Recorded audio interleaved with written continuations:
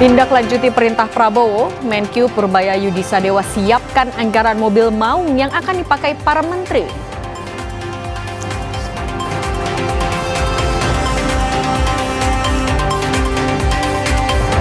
Usai Louis van Gaal, kini mencuat nama Frank de Boer sebagai pengganti pelatih timnas.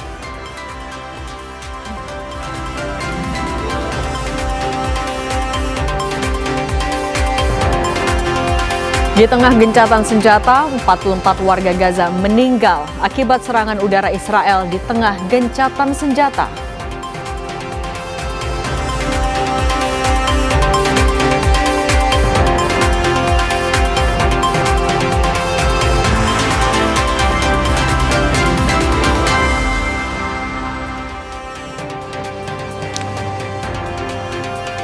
Halo, selamat sore Indonesia. Anda menyaksikan program berita Kompas Petang di Kompas TV, independen terpercaya. Saya Yasir Neneama.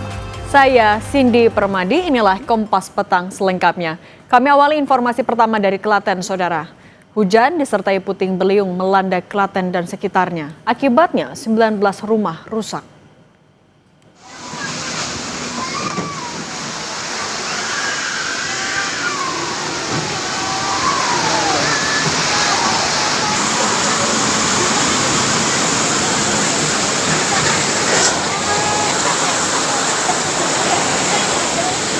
Video amatir warga merekam puting beliung yang terjadi di Desa Kenaiban, Juwiring, Klaten, Jawa Tengah, Senin sore. Sebuah warung mie ayam di tepi jalan pun roboh. Selain di Desa Kenaiban, puting beliung juga terjadi di 14 desa lainnya dan merusak total 19 rumah.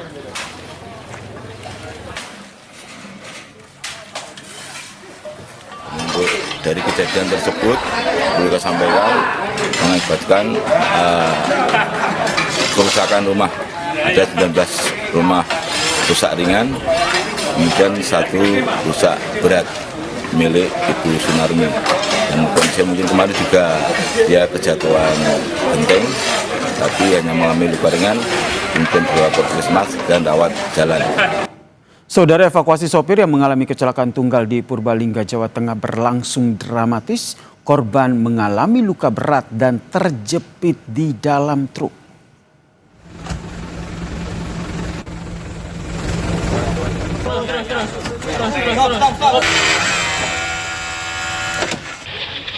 Truk yang dikemudikan korban tiba-tiba oleng dan terguling, Saudara. Diduga sopir yang kelelahan dan mengantuk hingga truk yang mengangkut kayu lepas kendali dan menabrak pohon hingga terguling.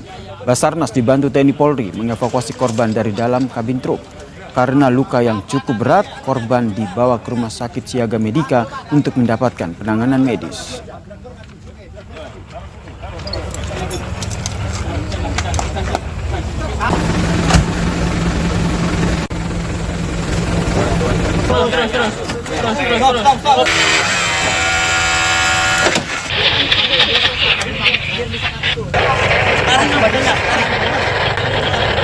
Alhamdulillah survivor dapat kami evakuasi pukul 6.35 dengan kondisi selamat.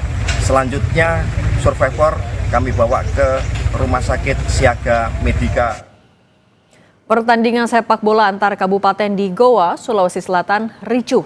Kericuhan diduga dipicu salah satu tim yang tidak menerima kekalahan.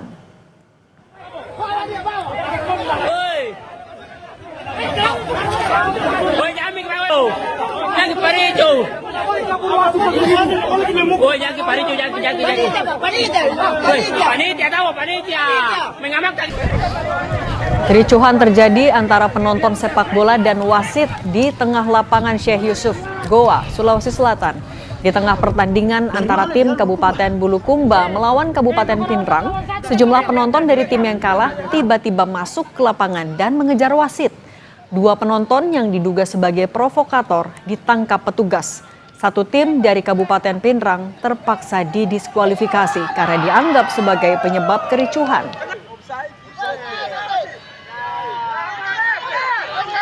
Setelah selesai pertandingan, ada tensi sedikit memanas karena kondisi namanya tensi pertandingan layaknya bagaimana sepak bola. Kan ini kan mempertahankan gengsi antar daerah. lalu kemudian ada sedikit ketidakpuasan di antara pihak-pihak, ya kemudian terjadilah chaos yang kemudian melibatkan wasit dengan penonton. Nah, inilah kemudian untung saja kemarin kan sudah ada pengamanan yang mengamankan. Jadi pada prinsipnya sebenarnya ini hanya bagian dari tingginya intensitas pertandingan. Saudara, seorang pria diduga membawa senapan angin untuk membubarkan kelompok remaja. Diduga peristiwa terjadi di Kecamatan Kemang, Bogor, Jawa Barat. Sebuah video beredar di media sosial saat seorang pria mengacungkan senapan angin untuk membubarkan sekelompok remaja. Belum diketahui pasti siapa pria tersebut, namun diduga pria pembawa senjata tersebut hanya melintas di lokasi Kecamatan Kemang, Bogor, Jawa Barat. Diduga peristiwa terjadi pada hari Minggu lalu.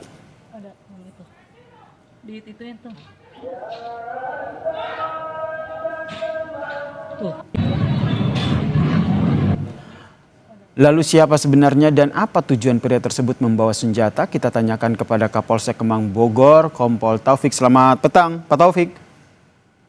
Ya, selamat petang. Pak Taufik, sudah diketahui identitas pria yang membawa senapan ini? Baik, Mas, dapat kami sampaikan terkait video tersebut.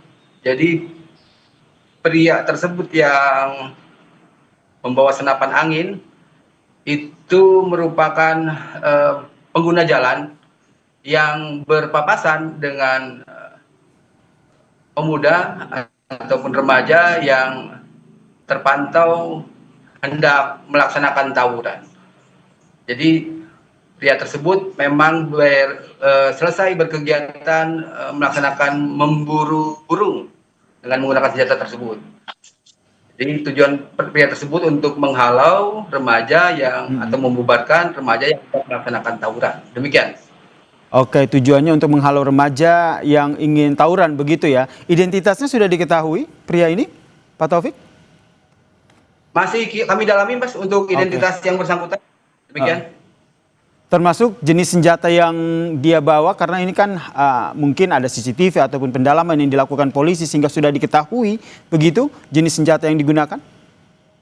Betul, senapan angin yang dipergunakan untuk memburu burung. Tadi Anda bilang, Pak Taufik, bahwa pria tersebut melintas, kemudian senapannya itu sebenarnya digunakan untuk memburu burung, kemudian bertemu dengan sejumlah massa yang ingin tawuran, baru akhirnya dibubarkan begitu. Informasi ini diperoleh dari mana? Dari Pak Kepala Desa dan RT RW setempat yang memang ada di lokasi menyampaikan hal tersebut ke kami setelah kami mendatangi TKP. Demikian. Oke, langkah yang diambil oleh polisi untuk mencari identitas dari pembawa senapan ini seperti apa, Pak Taufik? Ya, kami ambil tindak lanjut untuk mencari, mengidentifikasi rekan kita atau saudara kita yang melaksanakan pembubaran tersebut. Demikian, Mas, yang bisa kami sampaikan.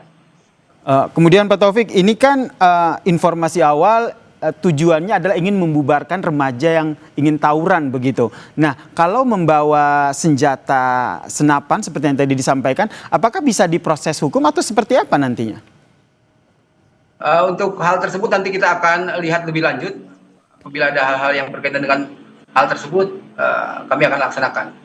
Namun setidaknya kami ucapkan terima kasih dari Polsek Kemang, Polres Bogor atas partisipasi masyarakat yang sudah kami ajak dari awal untuk mencegah terjadinya tawuran di wilayah hukum kami. Demikian. Dari peristiwa ini kan berarti memang ada tawuran begitu yang hendak terjadi di wilayah tersebut. Apakah dari hal ini mungkin akan ada patroli begitu untuk menjaga kondisi lingkungan di sana?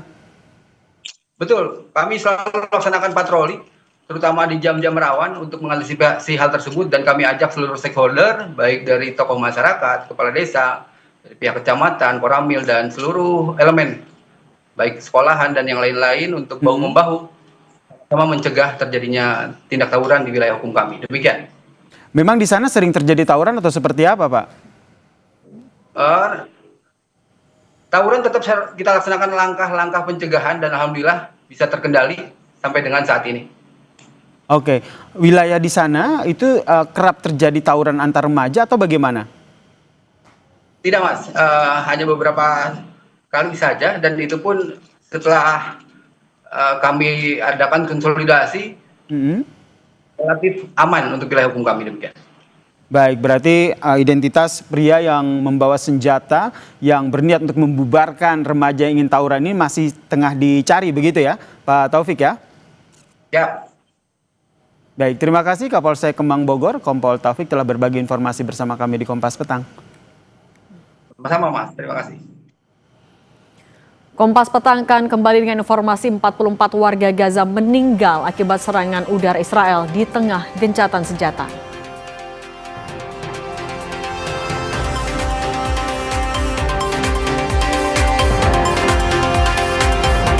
Kompas Petang juga menyoroti tindak lanjuti perintah Presiden Prabowo, Menkyu Purbaya Yudi Sadewa, siapkan anggaran mobil maung yang akan dipakai oleh para menteri.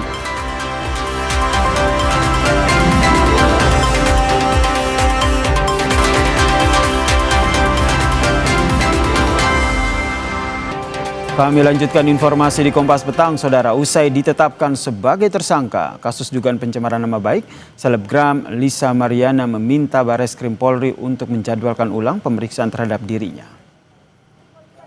Kuasa hukumnya Lisa Mariana meminta penyidik Bareskrim Polri untuk menjadwalkan ulang pemeriksaannya terkait dengan kasus dugaan pencemaran nama baik dengan pelapor mantan Gubernur Jawa Barat Ridwan Kamil. Lisa tidak dapat hadir dalam pemeriksaan sebagai tersangka karena sakit. Kuasa hukum Lisa pun meminta agar penyidik dapat melakukan penjadwalan ulang terhadap kliennya sekitar tanggal 23 atau 24 Oktober 2025. Kebetulan klien kami berhalangan hadir, jadi kami cuma mau menyampaikan surat ke dalam atas ketidakhadirannya. Kenapa? Karena kemarin itu dia kurang enak badan, sakit. Di reschedule kembali di minggu depan. Kalau tidak berhalangan antara tanggal 23 atau 24. Ajakan mungkin soal hari ini kan pemeriksaan tambahan. Selebgram Lisa Mariana resmi ditetapkan Bareskrim Polri sebagai tersangka dalam kasus dugaan pencemaran nama baik yang dilaporkan mantan Gubernur Jawa Barat Ridwan Kamil. Perseteruan Lisa dan RK bermula pada akhir Maret 2025 lalu. Lisa mengklaim jika RK adalah ayah kandung dari anaknya. Tak terima atas klaim yang dilayangkan, RK pun membantah dan melaporkan Lisa Mariana atas pencemaran nama baik ke Bareskrim Polri. Lisa dilaporkan dengan Undang-Undang ITE pada April 2025 lalu. Menurut kuasa hukum RK, pernyataan yang diklaim Lisa belum memiliki fakta hukum otentik berdasarkan putusan pengadilan. Atas kasus yang bergulir, penyidik Ditipit Siber Bareskrim Polri menggelar mediasi antara Ridwan Kamil dan Lisa Mariana. Namun upaya perdamaian tersebut dinyatakan deadlock atau tidak ditemukan kesepakatan. Kuasa hukum Lisa Mariana, John Boy Nababan menyatakan menyerahkan semua proses ke Bareskrim Polri. Yang jelas untuk mediasi deadlock. Jadi kita serahkan semua nanti proses-prosesnya ke Bareskrim seperti apa ke depannya. Kasus hukumnya dilanjutkan, Bang? Yang jelas tetap berjalan, makanya kita berserahkan semua kepada Bareskrim nanti untuk proses-proses selanjutnya. Tapi ada permohonan perdamaian dari pihak Lisa nggak, Bang? Nggak ada. Yang jelas kan tadi sudah ada, jadi yang karena deadlock tidak ada perdamaian ya maka maju terus.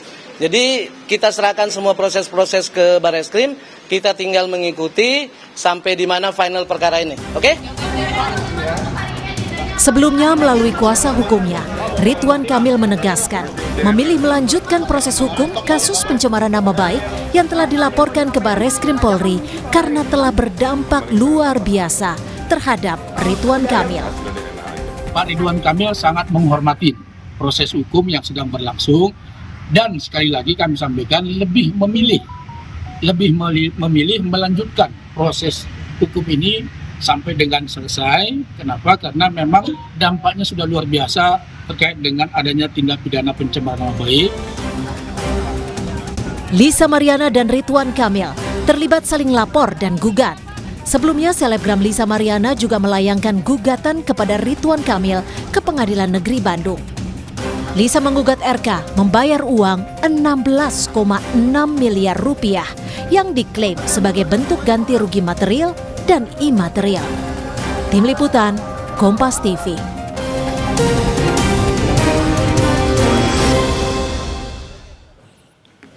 Kita beralih ke informasi mancanegara. 44 warga Gaza meninggal akibat serangan udara Israel di jalur Gaza Minggu waktu setempat.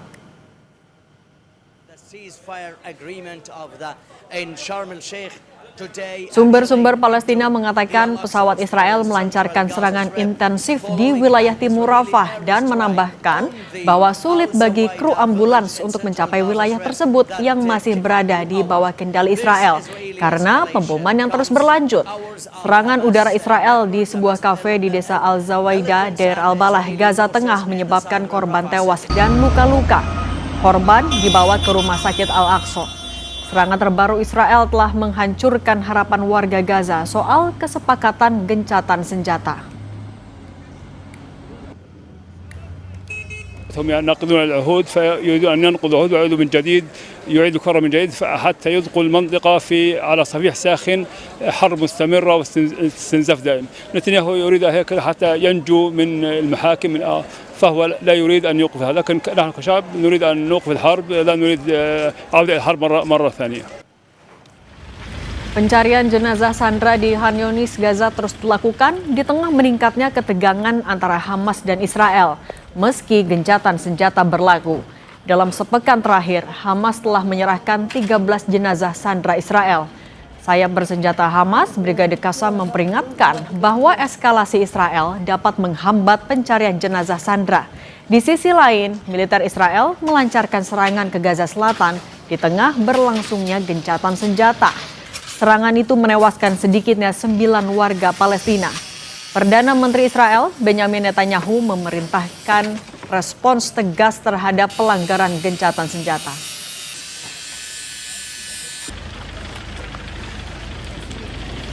Israel menyerang Gaza, Palestina ketika gencatan senjata dengan Hamas masih berlangsung. Apakah sanksi akan dijatuhi PBB usai KTT perdamaian Gaza? Kita bahas bersama Guru Besar Hukum Internasional Universitas Indonesia, Hikmahanto Juwana. Prof, selamat petang. Selamat petang, Cindy. Prof Hikmahanto, ini kan posisinya Israel dan Hamas lagi saling tuding soal siapa yang duluan melanggar kesepakatan gencatan senjata. Ketika kondisinya seperti ini, siapa yang sebenarnya bisa masuk untuk menengahi konflik? Ya, sebenarnya harusnya ada fact-finding mission gitu ya, untuk melihat sebenarnya kejadiannya seperti apa. Karena memang saling tuding. Dari pihak Israel mengatakan ada 2 personil IDF yang ditembak oleh Hamas, lalu kemudian atas dasar itu ada pembalasan melalui airstrikes yang tidak ditujukan ke Hamas sebenarnya, tapi juga ditujukan kepada rakyat sipil. Nah, yang saya dengar saat ini, fact-finding mission itu dari Amerika Serikat.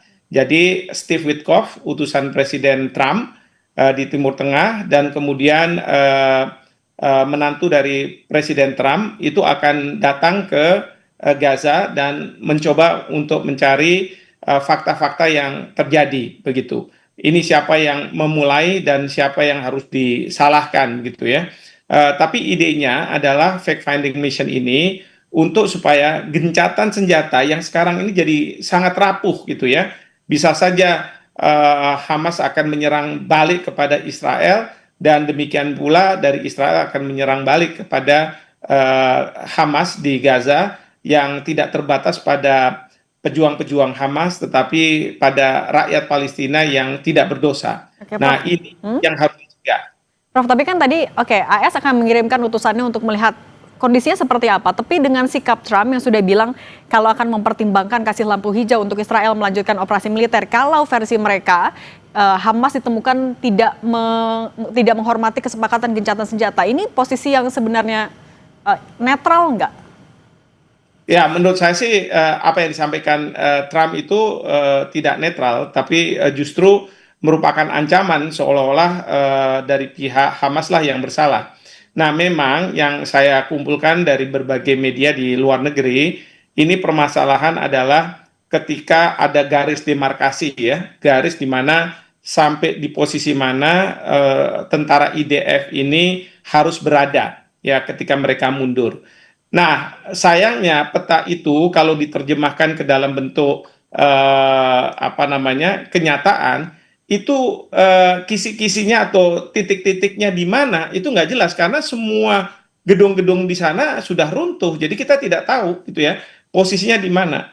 Nah, dalam konteks seperti itu, mungkin saja saya tidak tahu ya dari pihak pejuang Hamas merasa bahwa ada pelanggaran dari pihak Israel karena memasuki wilayah yang sudah dianggap wilayah Gaza yang tidak boleh dimasuki oleh IDF, sehingga ada serangan dan itu mungkin mengakibatkan 2 orang IDF tertembak mati. Mungkin ya, saya juga tidak tahu.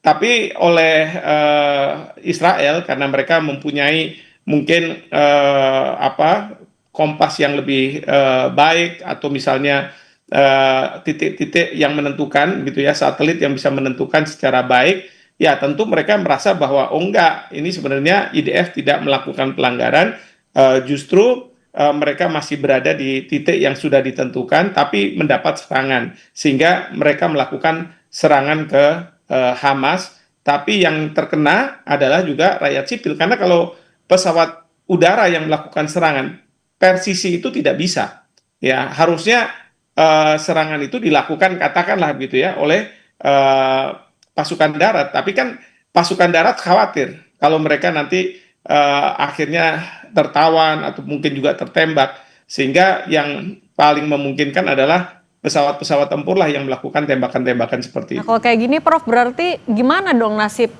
kesepakatan gencatan senjata yang baru aja pala kemarin di KTT Mesir? Ya, seperti saya katakan, ini rapuh sekali kalau udah seperti ini.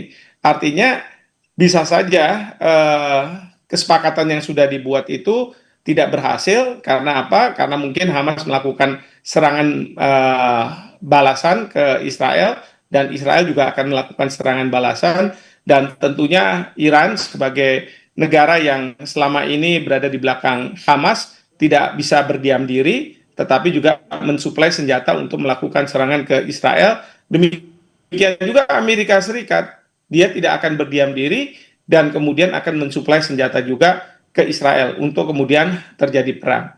Nah, pertanyaannya sekarang adalah bagaimana reaksi dunia? Satu. Yang kedua, sebenarnya masalah ini bisa dihindari kalau International Stabilization Force itu segera diturunkan.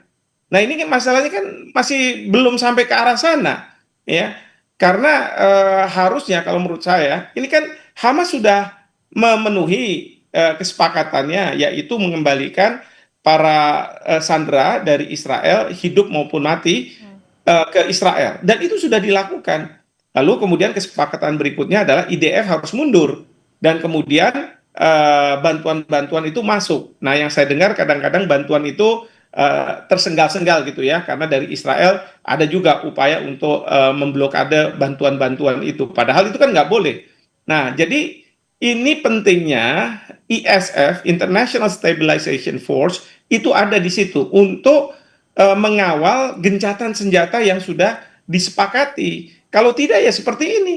Ya, harusnya kalau misalnya ada International Stabilization Force, maka tentara itulah tentara yang dari ISF ini, pasukan ini yang menjaga posisinya di mana Hamas tidak boleh masuk ke tempat Israel, posisi terakhir, dan kemudian juga Israel tidak boleh masuk ke... Ya, batasannya harus jelas dulu, tapi Prof menegaskan lagi, ini kan baru tahap awal tapi kesepakatan sudah dilanggar. Artinya poin-poin lanjutannya dari 20 poin itu, termasuk juga penempatan pasukan perdamaian, akan masih bisa direalisasikan nggak?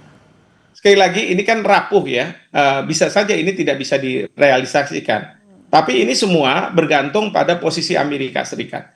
Kalau Amerika Serikat mengatakan bahwa Israel kamu yang salah, harusnya kamu tidak melakukan hal tersebut, maka mungkin gencatan senjata ini akan berlanjut. Sekarang ini dari posisi Hamas, mungkin mereka bilang, sekarang kami ada di atas angin.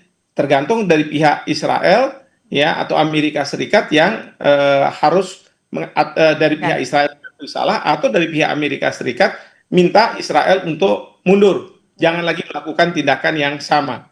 Nah, karena apa? Perlu diingat bahwa sekarang ini Israel itu melawan dunia.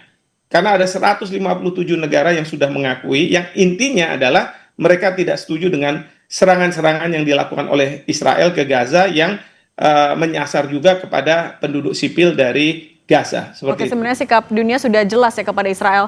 Prof. Hikmahanto Juwana, pakar hukum internasional dari Universitas Indonesia. Terima kasih sudah berbagi bersama kami. Saya selalu ya, Prof. Terima kasih. Usai jeda, Saudara, Kompas Petang akan hadir dengan informasi tindak lanjuti perintah Presiden Prabowo, Menkyu Purbaya Yudisadewa, siapkan anggaran mobil maung yang akan dipakai Menteri.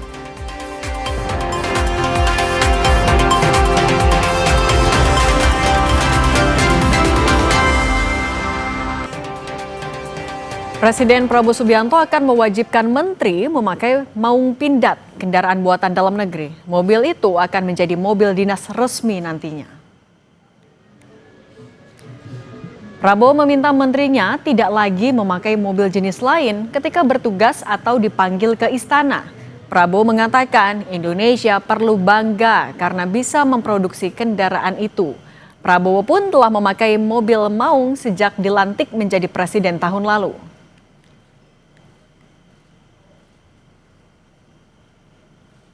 Kemarin saya berangkat, saya pergi, saya mau incognito, jadi saya nggak mau pakai, saya pakai mobil biasa, tapi saya pakai Alphard. Udah lama saya nggak menikmati Alphard. Enak juga ini ya. Tapi, Prabowo, ingat, kamu presiden di Indonesia, harus beri contoh. Ya sudah, pakai maung terus. Dan sebentar lagi, saudara-saudara semua harus pakai maung. Saya nggak mau tahu tuh.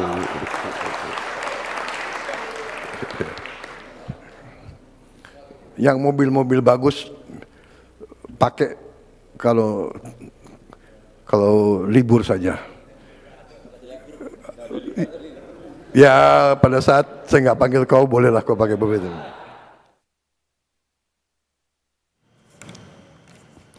Menteri Keuangan Purbaya Yudisadewa memastikan punya anggaran untuk mengganti seluruh mobil menteri dengan maung sebagai kendaraan dinas pejabat negara. Namun meski anggaran siap, Purbaya menyoroti bahwa perusahaan yang memproduksinya belum siap untuk memenuhi seluruh kebutuhan kendaraan dinas menteri di tahun ini. Ia belum bisa memastikan kapan bisa mulai menggunakan maung sebagai kendaraan dinas sebab masih menunggu kesiapan industrinya. Tahun ini harusnya ada, cuman kan rupanya kapasitasnya belum cukup, jadi dibalikan tahun ini. Tahun depan saya nggak tahu seperti apa kesiapan industrinya, pindadnya. Kalau siap ya ada uangnya. Tapi kalau kapan itu kira-kira Pak? Untuk tergantung industrinya. Kalau saya kan targetin uang aja, uangnya ada. Nanti kalau saya masuk ke industri dibilang ikut campur. Tapi kita siap. Siap. Mobil maung yang sering digunakan Presiden Prabowo dalam banyak agenda adalah maung MV3 Garuda. Secara spesifikasi, pindad MV3 maung Garuda memiliki bobot 2,95 ton, dimensi panjang sekitar 5,05 meter dan lebar 2,06 meter. Pindad mengklaim maung MV3 Garuda mampu melaju pada kecepatan maksimal 100 km per jam dan memiliki jarak tempuh hingga 500 km. Maung MV3 Garuda dirancang sebagai mobil yang dapat digunakan untuk menjelajahi segala medan. Presiden Prabowo Subianto bakal mewajibkan menterinya untuk menggunakan mobil maung sebagai kendaraan dinas. Mengapa sampai Presiden mewajibkan hal ini pada anak buahnya? Kami akan bahas bersama Wakil Menteri Transmigrasi Viva Yoga Mauladi dan analis komunikasi politik Unpad Kunto Adiwibowo. Selamat petang semuanya. Selamat petang, Mbak. Bang Viva, tapi setelah sidang Kabinet Paripurna kemarin sebenarnya udah ada kejelasan lanjutan belum sih soal kenapa sampai seorang Presiden Prabowo di sidang Kabinet kemarin memerintahkan hal seperti ini? Perintah Bapak Presiden sebenarnya bukan yang pertama kali di sidang Kabinet. Pada waktu kami retreat pertama kali di Magelang, kami juga diinstruksikan kalau nanti industri otomotif nasional sudah berkembang dengan baik dari pindad, kita diwajibkan untuk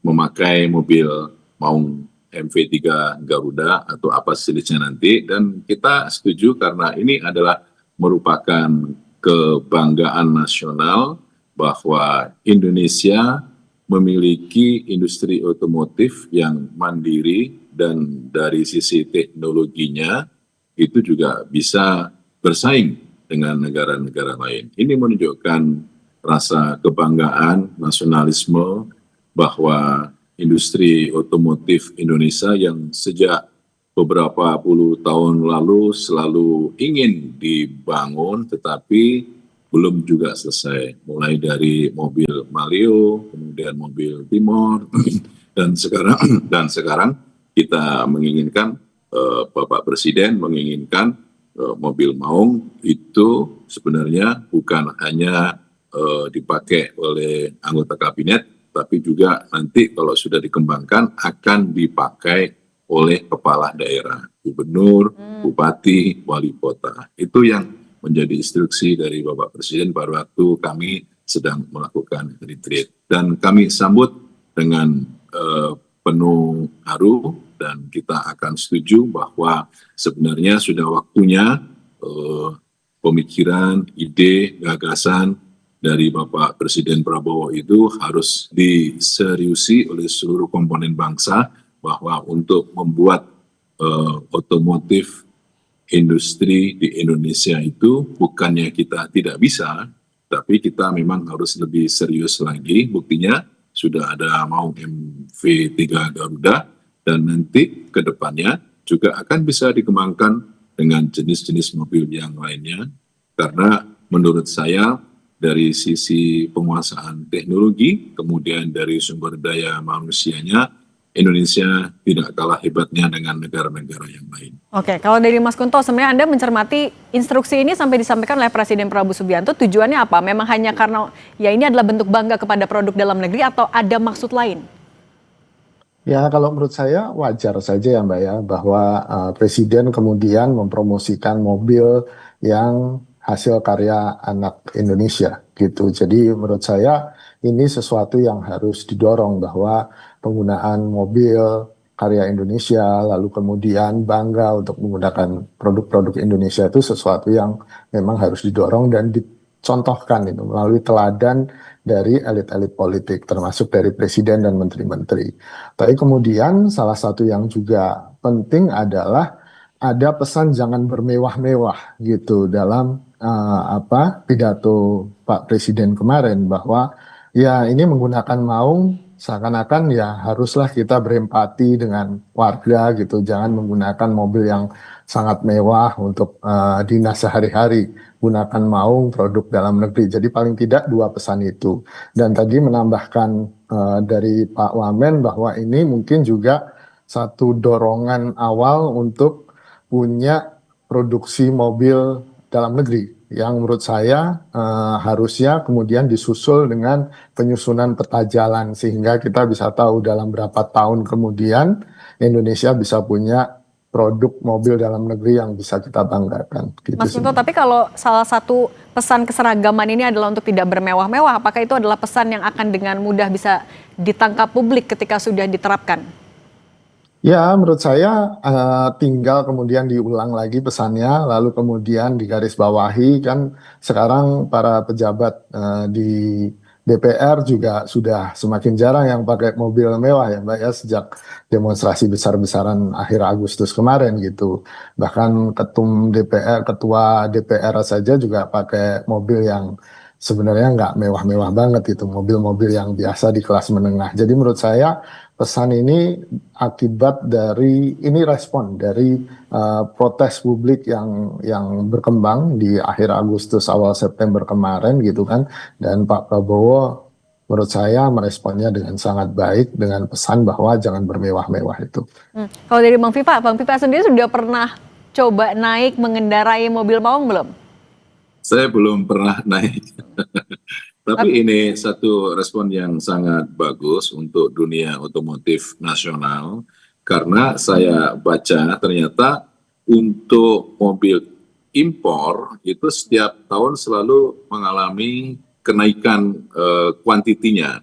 Tahun 2024 saja sudah sekitar 80.000 unit mobil yang masuk ke Indonesia. Jadi kita tidak mau Indonesia hanya sebagai pasar mobil impor saja, tapi kita juga harus mulai secara serius untuk membangun industri otomotif nasional, karena segala daya upaya harus kita berdayakan, dan kemampuan anak negeri untuk membangun teknologi yang sekelas mobil pun juga saya rasa tidak terlalu sulit.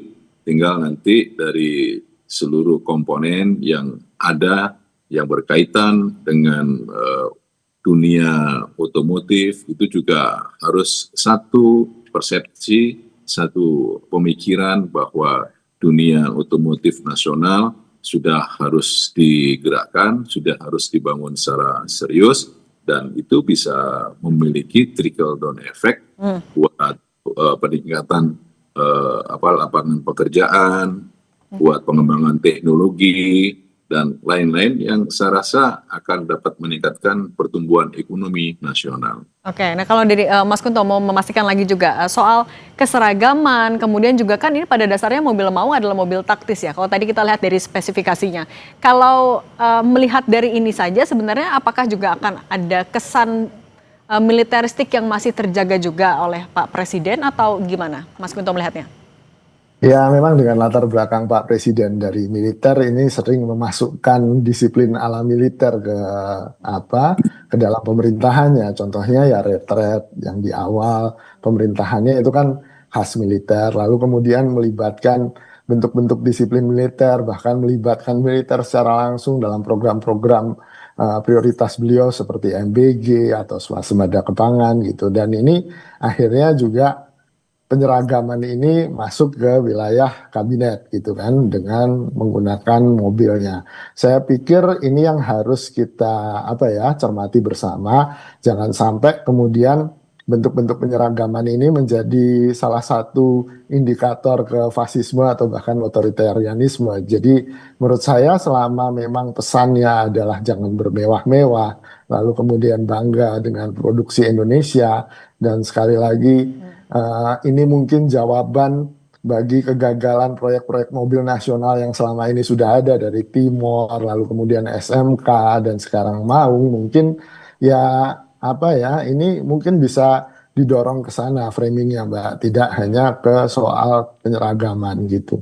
Oke, nah Bang Viva, kalau kemarin ketika ini di satu lagi ini satu soal mengarah ke fasisme, saya rasa tidak, karena ini adalah merupakan militaris way, jalan militer agar lebih melatih disiplin, kekompakan gitu. Jadi sesuatu yang tidak militeristik, meskipun itu prinsip-prinsip dasarnya sering dilakukan oleh orang-orang militer. Kami yang ada di dalam juga merasakan, Mas, bahwa kita tidak mengarah ke arah militeristik, tetapi lebih menekankan pada aspek filosofisnya, misalkan baris berbaris, ini perlu kedisiplinan, perlu kekompakan. Jadi nilai-nilai filosofis itu yang ditanamkan oleh Bapak Presiden dengan cara-cara militeris way. Jadi untuk masyarakat sipil tidak usah khawatir, tidak usah tunda gulana, karena semua kekuatan ini adalah untuk membangun nasionalisme Indonesia dan sesuai dengan konstitusi.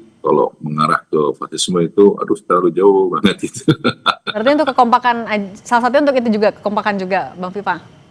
Ya, kita kompak, kita solid bahwa sebagai pembantu Presiden dan terus menyerap aspirasi masyarakat, lebih mementingkan pada proses pelayanan sebagai public services sesuai dengan tugas pokok bidang di kementerian dan lembaga masing-masing, dan selalu diberikan arahan oleh Bapak Presiden Prabowo bahwa seluruh aspek-aspek yang berkaitan dengan manajemen, fungsi-fungsi untuk monitoring, evaluasi, dan penyerapan aspirasi disesuaikan dengan program masing-masing kementerian yang sesuai dengan tugas dan bidangnya masing-masing. Oke, Bang Viva, tapi kalau pas kemarin setelah rapat, mungkin di sela-sela rapat itu sempat ada obrolan nggak sih, kira-kira kapan mobil Maung ini akan siap digunakan oleh para menteri atau anggota kabinet?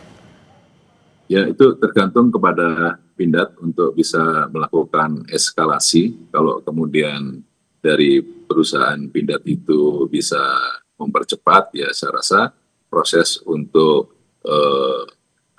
fasilitas mobil maung ini akan cepat selesai. Nanti bisa kita lihat prosesnya di Pindad, tapi semakin cepat semakin bagus karena ini adalah menjadi kebanggaan nasional dan menjadi gerak hidup tumbuhnya gerakan mobil nasional yang baru. Dan saya rasa ini bukan lip service, ini sudah ada buktinya.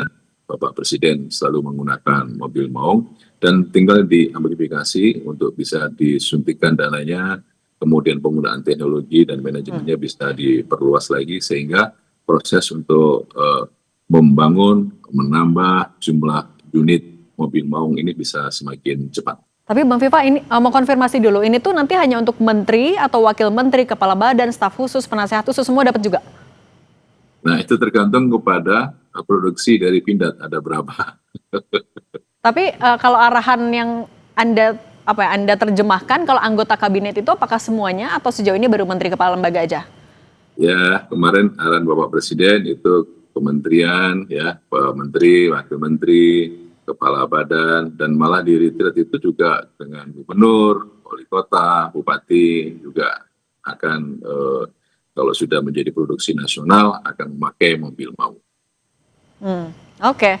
Kalau gitu Mas Kuto Adi, analis komunikasi politik Unpad, Bang Viva Yoga Mauladi, Wakil Menteri Transmigrasi, terima kasih sudah berbagi bersama kami di Kompas Petang. Sehat selalu semuanya. Terima kasih.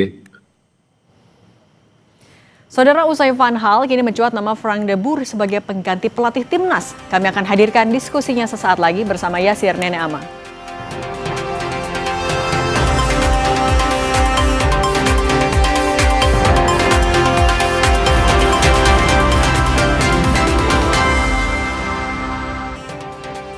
Kami lanjutkan informasi di Kompas Petang, Saudara. Kepala Pencari Bakat Timnas Indonesia Simon Tahamata mengunggah momen kedekatannya dengan Frank de Boer. Publik pun langsung berspekulasi hingga dikaitkan jadi sinyal pelatih skuad Garuda. Unggahan tersebut, Saudara, langsung diserbu netizen dan tidak sedikit yang mengomentari soal tanda-tanda pelatih baru Timnas Indonesia. Tak ada keterangan apapun secara detail dari unggahan Simon Tahamata tersebut, Saudara. Namun tidak sedikit yang meninggalkan komentar dan menanyakan apakah ini kode untuk pelatih Timnas Indonesia. Skuad Garuda, Saudara, dijadwalkan tampil dalam 2 laga uji coba internasional pada periode FIFA Matchday November 2025 yang akan berlangsung antara tanggal 10 hingga 18 November mendatang, Saudara. PSSI tidak memiliki keleluasaan penuh dalam menentukan lawan uji coba karena pada waktu yang sama babak kualifikasi Piala Dunia 2026 masih berlangsung di beberapa zona. Ada 5 calon lawan tengah dipertimbangkan oleh PSSI, Saudara, yaitu Malaysia, Yordania, Thailand, Kyrgyzstan, dan juga Palestina. Agenda ini, Saudara, penting bagi Indonesia untuk memperbaiki performa serta memperkuat peringkat FIFA. Setelah ramai nama Louis van Gaal yang disebut-sebut bakal menangani timnas, kini muncul nama Frank de Boer. Gara-gara muncul postingan dia bertemu dengan Kepala Pencari Bakat Timnas Indonesia Simon Tahamata. Benarkah ia akan menjadi pelatih skuad Garuda? Kita perbincangkan, Saudara, dengan analis sepak bola, Bung Haris Pardede, dan juga mantan pemain timnas, Mas Zainal Arif. Selamat petang semuanya. Selamat petang, Bang Zainal, Bang Yasir, semuanya. Oke, saya ke Bung Harpa juga dulu nih. Bung Harpa, ini kita masih bertanya-tanya siapa sebenarnya pengganti pelatih Kluivert. Kemarin ada Louis van Gaal, kemudian akhirnya sudah diklarifikasi. Ini muncul lagi nama baru yaitu Frank de Boer. Nah, kalau dilihat-lihat ini jadinya namanya nama-nama yang santer ini kebanyakan dari Belanda, semuanya dari Belanda. Anda melihatnya kenapa ini? Ya, sebenarnya kan ini spekulasi ya dari desain atau komunikator yang sebenarnya nggak terlalu berdasar lah. Misalnya Van Gaal, ini kan diangkat pertama kali salah satunya oleh jurnalis pada Italianya, dan waktu itu saya sudah utang gitu, secara analitikal itu channelnya, ya punya kali lebar lah, info tidak seperti itu. Dan kemarin terjadi sebuah semi-frank lah, semi-frank artinya sebuah apa ya, beramal atau apa gitu ya. Jadi intinya nggak ada gitu. Dan kedua ya Bung Harapan, nampaknya Halo? suara Anda kurang jelas begitu, penerimanya mungkin diperbaiki lagi. Saya ke Bung Zainal dulu ya. Bung Zainal melihatnya seperti apa ini? Kenapa akhirnya nama-nama yang santer ini kebanyakan dari Belanda? Ya, sah-sah aja sih. Mau dari Belanda, yang jelas memang secara komunikasi tidak perlu harus adaptasi kembali. Siapapun itu, mau kemarin sebetulnya ada Louis van Gaal, yang kedua juga ada Ronald de Boer juga, Frank de Boer juga mungkin kembarannya, Ruud Gullit pun silahkan. Ini kan namanya juga masih menerka-nerka ya, pelatih timnas kita siapa nanti ke depannya. Yang jelas sih kami sebagai penikmat sepak bola sejauh ini berharap pelatih tersebut juga bisa segera mungkin bisa segera ditentukan, atau memang juga masih menimbang ya siapa yang lebih tepat untuk mengambil tim nasional itu. Kalaupun muncul tadi nama yang dipoto tersebut, saya pikir juga dia sudah capable juga. Oke, kalau Bung Harpa sendiri melihat track record dari Frank de Boer ini sendiri seperti apa jika kita kaitkan menjadi salah satu calon pelatih dari timnas? Ya, suara saya udah bisa dengar ya. Nah, udah oke nih Bang, silakan dilanjutkan. Oke, ya pertama kalau soal balik betul ya, kalau saya sudah katakan dari beberapa hari sebenarnya sekedar untuk data, tapi memang karena kita semua harus animasi soal kita, jadi setiap ada satu kecil aja kita menyimpulkan, termasuk hal ada pingan dari terkatali salah satu jurnalis dari ya.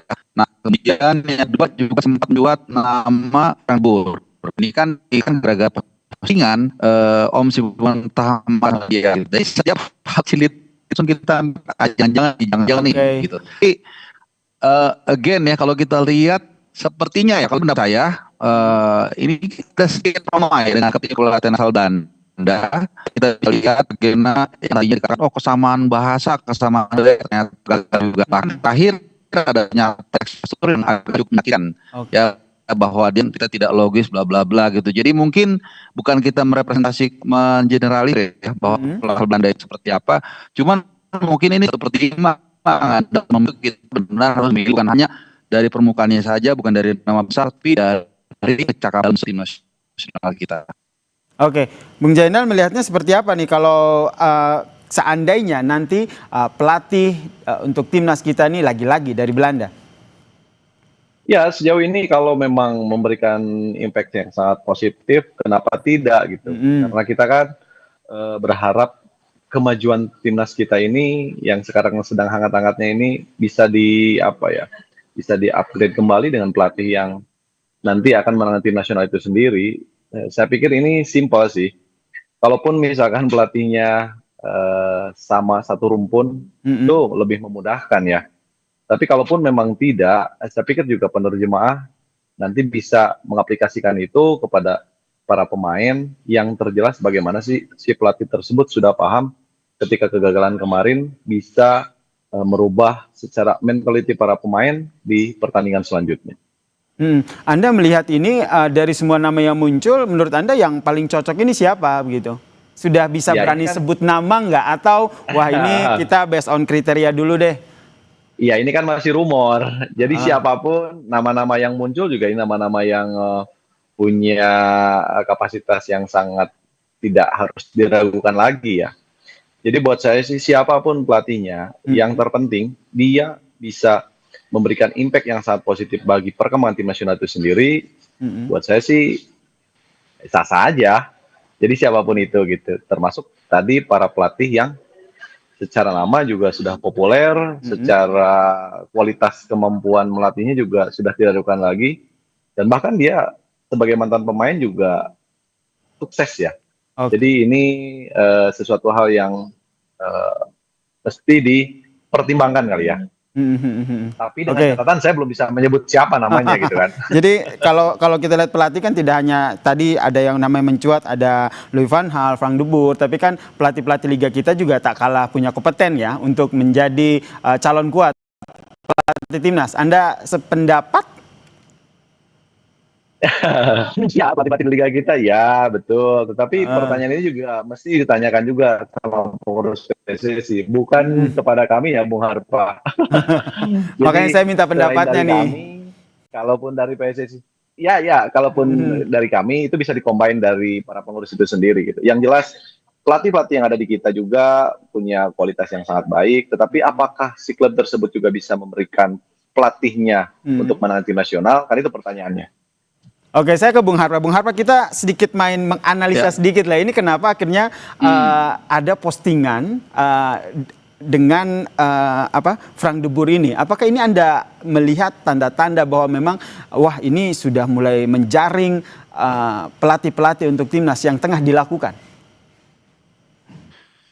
Ya, ini mungkin salah satu catatan ya, komunikasi PSSI teknologi terbukaannya memang kasus juga di kena begitu mereka menjadi jadi ada sendiri akhirnya penyimpulan yang saya katakan tadi ada sefoto menunjukkan lalu simpulkan jangan-jangan ini nanti dipelukan sekali siapa PP Soari di sana itu juga. Jadi apa jadi progres saat ini kita lagi belum membahas atau mungkin besok kita baru kita akan coba berhubungan itu kita Alexander Zverev misalnya untuk memaparkan pencalonan kita yang cocok itu komunikasi saja kok ini terbuka gitu.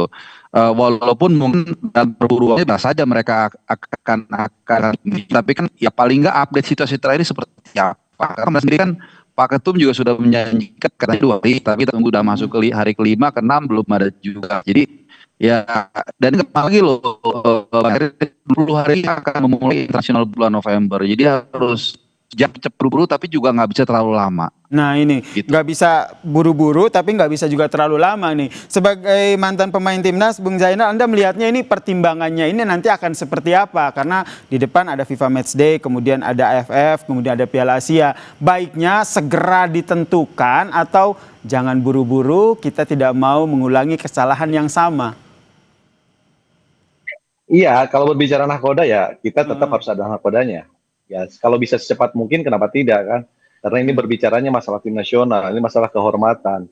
Jadi ya kembali lagi siapapun nanti pelatihnya, kalaupun memang sudah bisa dimunculkan hari ini, besok ataupun lusa itu akan lebih bagus, itu lebih cepat dan para pemain juga nanti mulai bisa paham dan bisa mengadopsi gaya kepelatihan si pelatih tersebut kan, oh seperti ini, seperti itu, seperti dan mereka juga berarti tidak butuh adaptasi lagi nanti gitu kan. Yang paling dibutuhkan lama juga, saya pikir juga kasihan juga ya. Iya. Kalau terlalu lama kasihan juga.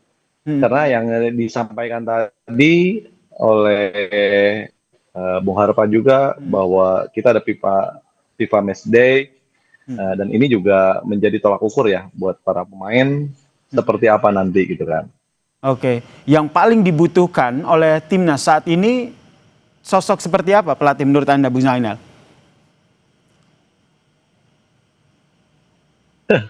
Iya, sosok pelatih ya yang pernah saya bilang dari awal, para pelatih itu ya gini ya, pelatih yang secara taktikal mungkin pelatih sudah tahu itu semuanya dan para pemain juga udah memahami setiap karakter pelatih tersebut. Dan yang paling utama sih masalah psikologis ya, yang itu yang paling saya underline. Kenapa? Karena para pemain juga kemarin habis mengalami kegagalan. Sejauh ini mentaliti para pemain juga sedikitnya pasti sangat terganggu. Artinya pelatih nanti selain masalah taktikal, mereka juga bisa memberikan situasi yang sangat dingin di ruang ganti supaya ketika memasuki di fase latihan ini mereka lebih enjoy. Oke, ini situasi di ruang ganti nih. Lagi-lagi ini yang menjadi sorotan nih. Menurut Anda, Bung Harpa, untuk FIFA Matchday ke depan, menurut Anda negara mana nih harus diwaspadai di tengah kekosongan siapa nih yang akan melatih timnas kita? Seperti apa? Siapa negara-negara yang harus diwaspadai nih pada FIFA Matchday? Ya, kalau FIFA Matchday nanti kan mereka internasional ya. Jadi lebih kepada bagaimana kita memanfaat pemain untuk pertandingan untuk kembali mengatur ulang strategi dan taktik kita. Ini kan harusnya tadinya kalau kita misalnya lolos round kita akan menggunakan kompetisi kedua pertandingan ya PU-nya, tapi kan udah nggak ada, ya udah kita yang mudah-mudahan lawan ini jangan kaleng lawan yang memang setara, kalau bisa lebih bagus supaya kita bisa kemudian menyusun lagi kita siap tahun depan bulan Juli dan Piala Asia itu nggak lagi dengan mudah-mudahan pakai yang nggak terburu-buru juga nggak terlalu lama, kita bisa siap untuk perempat nanti. Oke, terakhir saya ke Bung Zainal. Bung Zainal, ini FIFA Matchday sesaat lagi, siapa kira-kira yang menjadi lawan yang harus diantisipasi? Singkat saja. Ya, semua lawan yang dihadapi di FIFA Matchday tetap harus kita antisipasi karena ini berbicara masalah kaitan tim nasional. Tim nasional yang datang itu pasti punya kualitas di atas rata-rata. Jadi siapapun lawannya harus tetap kita waspadai. Harus kita waspadai, dan salah satu caranya adalah dengan menyiapkan siapa pelatih timnas Garuda segera ya.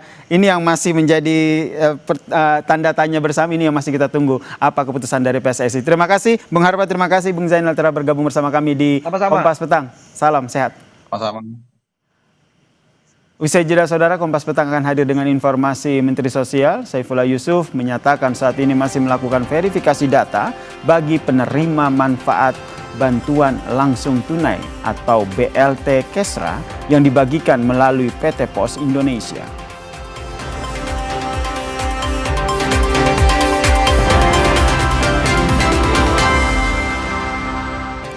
Rapat dengar pendapat antara Dinas Kesehatan dan sejumlah forum di gedung DPRD Karawang, Jawa Barat berlangsung ricuh. Kericuhan terjadi akibat kesalahpahaman antara Dinas Kesehatan dan forum yang hadir.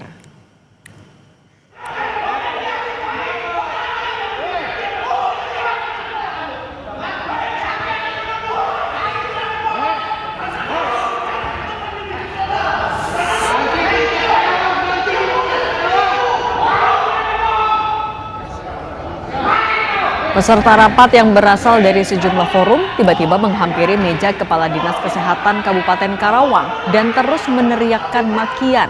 Sejumlah anggota DPRD Kabupaten Karawang berusaha melerai, namun peserta terus mengejar Kepala Dinas hingga RDP terpaksa ditunda. Rapat ini membahas dugaan malpraktik yang terjadi di Rumah Sakit Hastian Rengas Dengklok.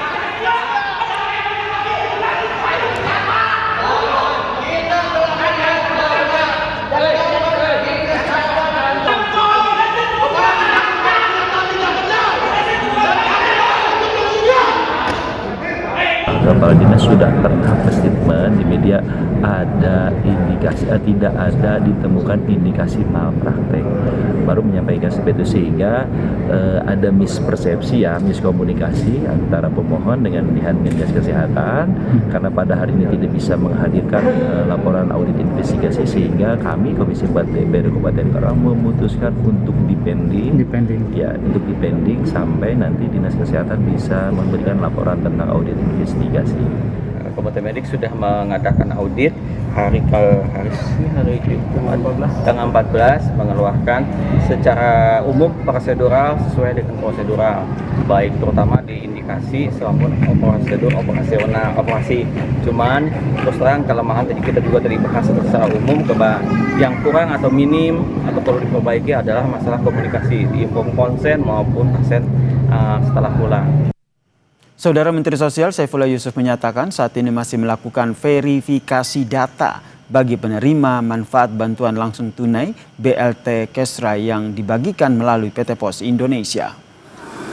Terkait PT Pos Indonesia yang belum menyalurkan BLT Kesra, Mensos menyatakan saat ini data penerima manfaat tengah di tahap proses verifikasi dan validasi data untuk diselaraskan dengan data di daerah. Menurut Mensos, nantinya data akan dikirim ke Kemensos yang kemudian diserahkan ke PT Pos Indonesia untuk dibagikan kepada penerima manfaat.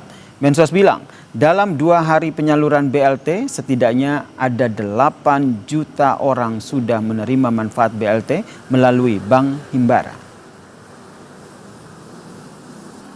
Verifikasi data kita sudah kirim ke daerah ya, sambil kita nanti pada saatnya setelah dilakukan verifikasi dan validasi nanti akan dikirim ke PT POS. Ini hari-hari ini sedang verifikasi. data-data sudah kita kirim ke kabupaten kota untuk kita minta respon dalam beberapa hari ke depan. Setelah itu kita kirim ke PT Pos akan membagikan. Terutama yang lewat Himbara. Jadi mulai Senin kemarin udah mulai berproses, sudah lebih dari 8 juta yang ditransfer. Sementara itu, Saudara, di Denpasar, Bali, penyaluran BLT Kesra yang seharusnya dapat dicairkan pada 20 Oktober kemarin belum dapat dilakukan. Eksekutif General Manager PT Pos Indonesia KCU Denpasar bilang masih menunggu instruksi pusat. Selain itu, limpahan dana masih belum masuk ke rekening PT Pos Indonesia wilayah Denpasar. Saat ini kami baru diminta untuk melakukan persiapan secara internal dan belum bisa berkoordinasi dengan pihak eksternal karena memang dari pihak pusat belum ada instruksi secara tertulis ataupun standing instruction limpahan dananya juga belum masuk ke PT Pos Indonesia. Kami masih akan kembali dengan informasi Kapolres Ngada Fajar Widya Dharma Lukman yang dijatuhi hukuman 19 tahun penjara. Informasinya sesaat lagi.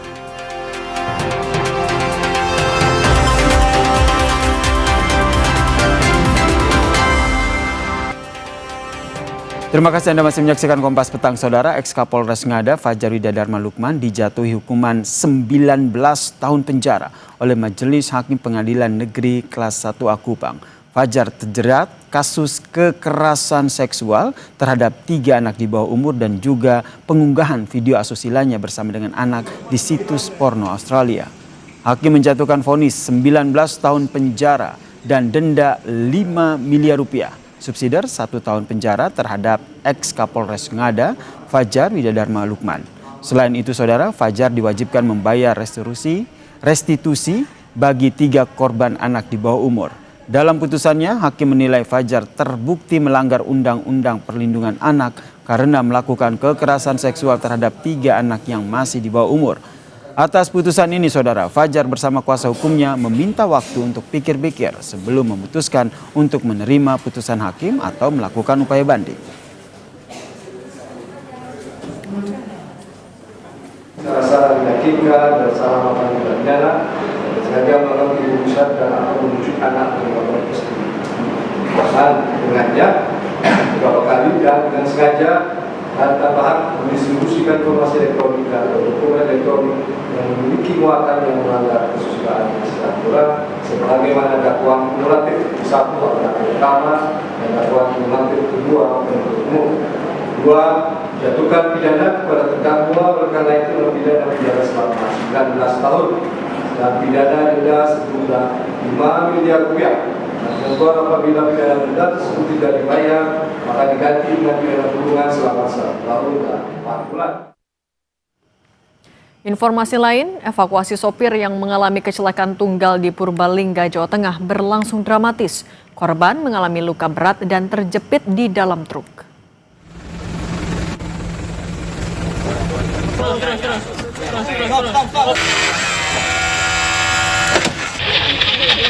Truk yang dikemudikan korban tiba-tiba oleng dan terguling. Diduga sopir yang kelelahan dan mengantuk hingga truk yang mengangkut kayu lepas kendali dan menabrak pohon hingga terguling. Basarnas dibantu TNI Polri mengevakuasi korban dari dalam kabin truk. Karena luka yang cukup berat, korban dibawa ke Rumah Sakit Siaga Medika untuk mendapatkan penanganan medis.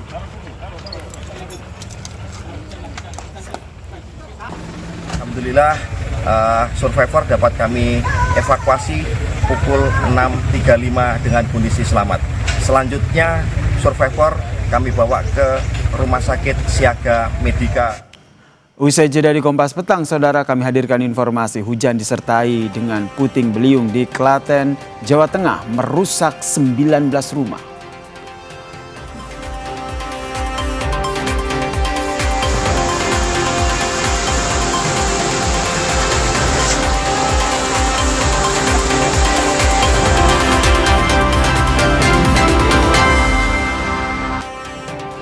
Hujan disertai puting beliung melanda Klaten dan sekitarnya. Akibatnya 19 rumah rusak.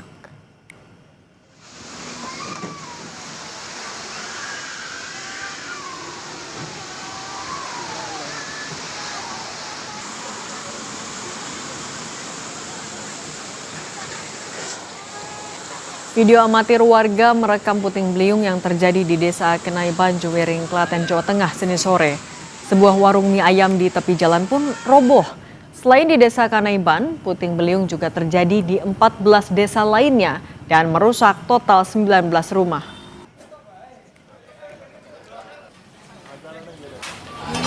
Dari kejadian tersebut, mereka sampaikan mengakibatkan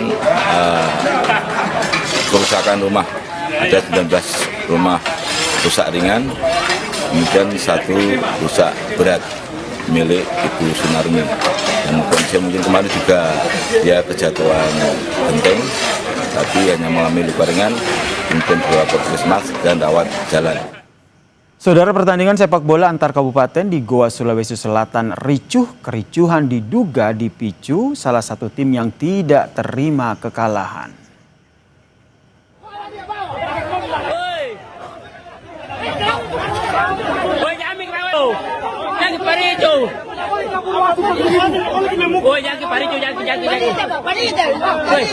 Kericuhan terjadi antara penonton sepak bola dan juga wasit di tengah lapangan Syekh Yusuf Goa, Sulawesi Selatan, saudara. Di tengah pertandingan antara tim Kabupaten Bulukumba melawan Kabupaten Pinrang, sejumlah penonton dari tim yang kalah tiba-tiba masuk ke lapangan dan mengejar wasit. 2 penonton yang diduga sebagai provokator ditangkap petugas. 1 tim dari Kabupaten Pinrang terpaksa didiskualifikasi karena dianggap sebagai penyebab kericuhan.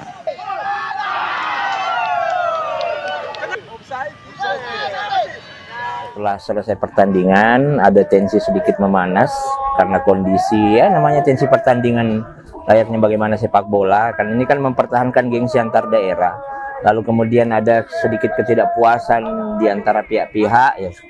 Kemudian terjadilah chaos yang kemudian melibatkan wasit dengan penonton. Nah, inilah kemudian untung saja kemarin kan sudah ada pengamanan yang mengamankan. Jadi pada prinsipnya sebenarnya ini hanya bagian dari tingginya intensitas pertandingan. Informasi tadi menutup Kompas Petang hari ini. Saya Cindy Permadi. Dan saya Yasir Nene Ahmad. Tetap saksikan Kompas TV, independen, terpercaya.